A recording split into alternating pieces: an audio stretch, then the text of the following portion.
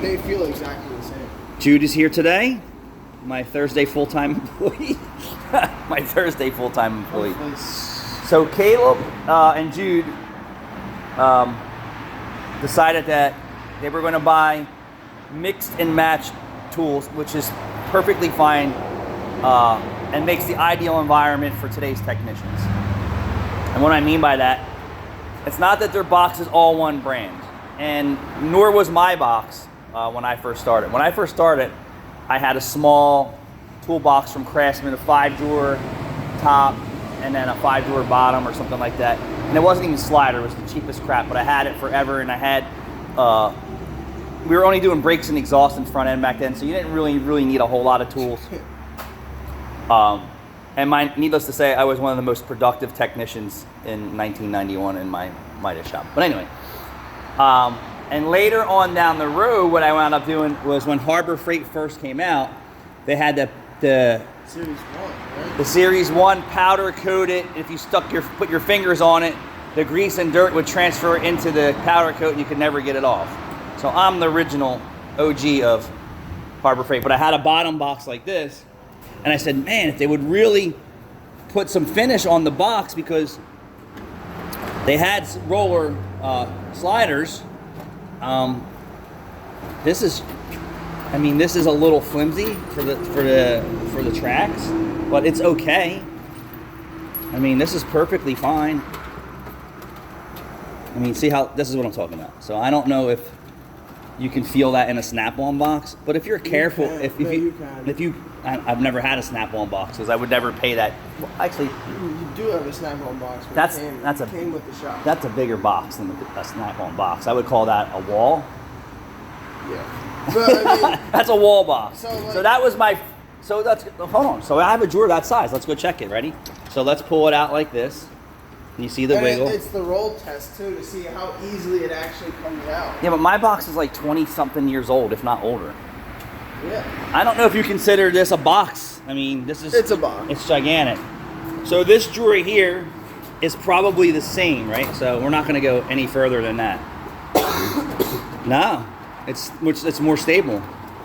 The Icon box is more like this, but comparing snap-on boxes to where that feels at the shop at Miller, yeah, they feel like shit.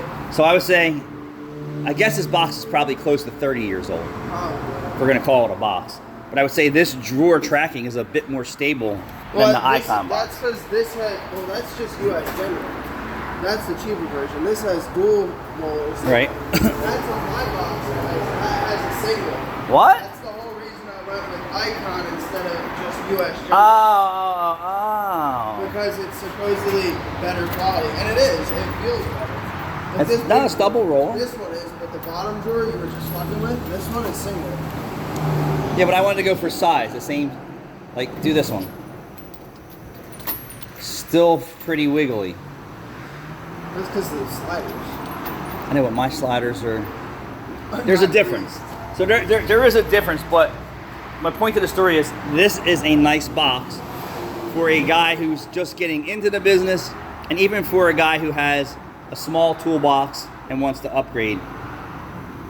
So, and what spiked this conversation is a previous employee who we got rid of, and he kind of left, and who knows, it's like 50-50. It's one of Jude's good buddies. So he posts that he just got a Mako box. Yeah. He's probably on the hook for $4,000.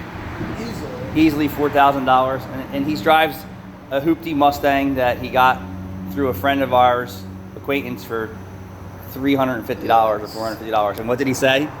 Now that he has the Mako box, too expensive to upkeep. it's too expensive to upkeep a $450 car when he has a $4,500 toolbox payment now. Woo! That is not a smart choice, my boy.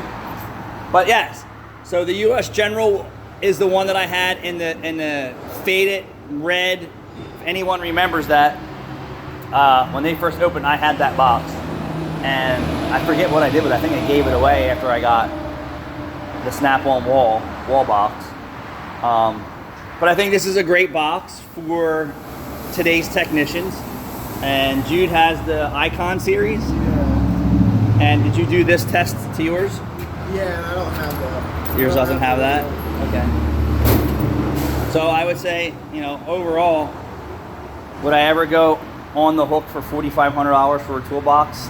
No. I mean, Blue Point has on the Snap-on truck. Nah, they're too expensive. No, I'm saying he has a Blue Point like 5-drawer roller cart like that. Yeah, they're outrageous.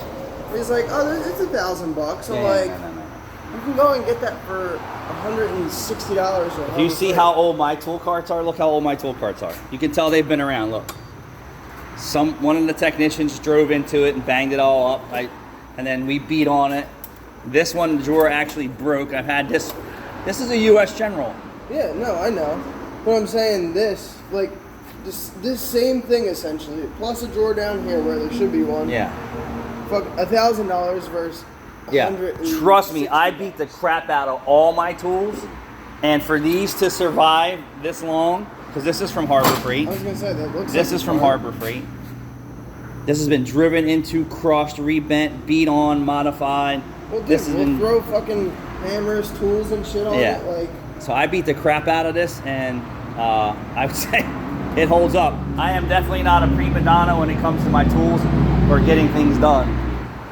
But yeah, I think that's a great purchase.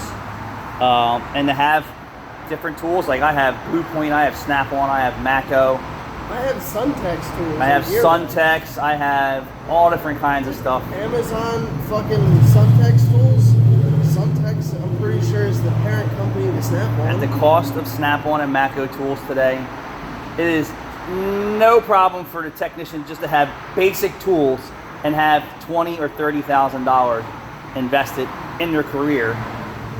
Unlike me, I probably have over $100,000. Well, yeah, you've also been at this for 30 years. Right, I'm saying over 100, not including the breakage and loss, and now I'm spending $150 every 4 months for my electronic cordless Snap-on shit to get rebuilt all the time.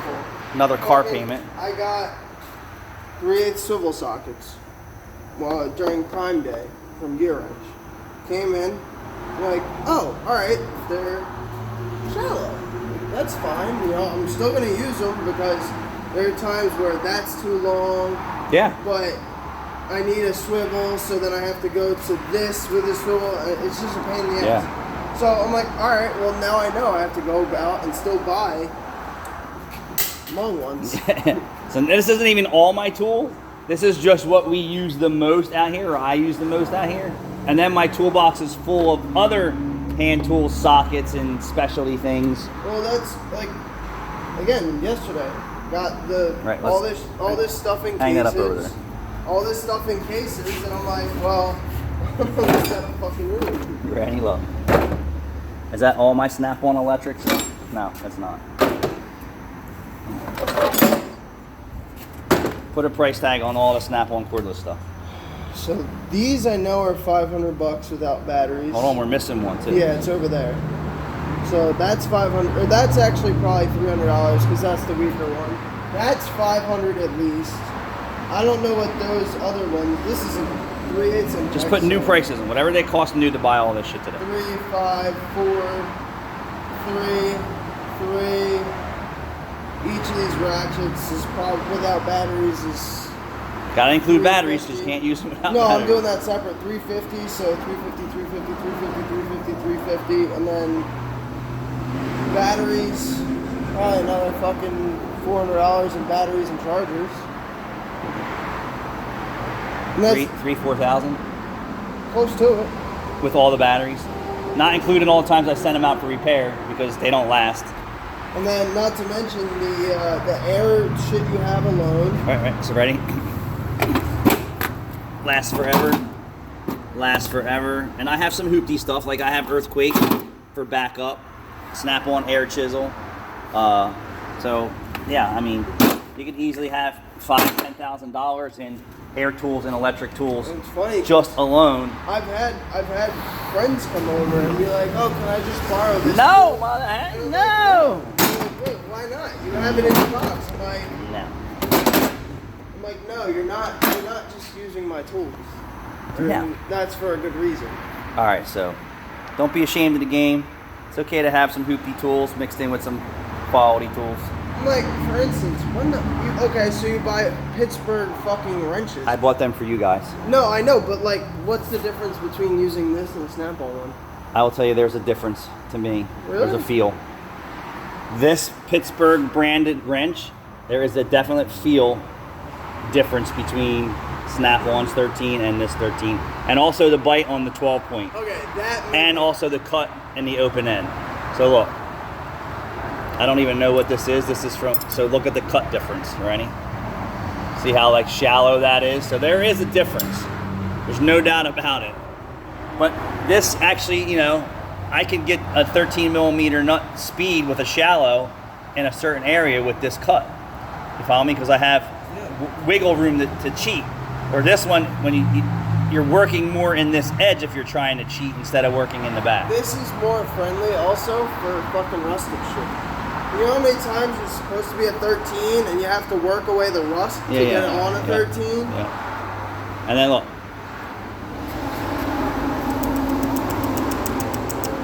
I would say the only things... Snap-on, Icon, Snap-on, Hoopty, Blue Point, Snap-on, Snap-on, Snap-on, Snap-on, Hoopty, Mako. The only thing you could really cheat on with these is probably 1/4 inch.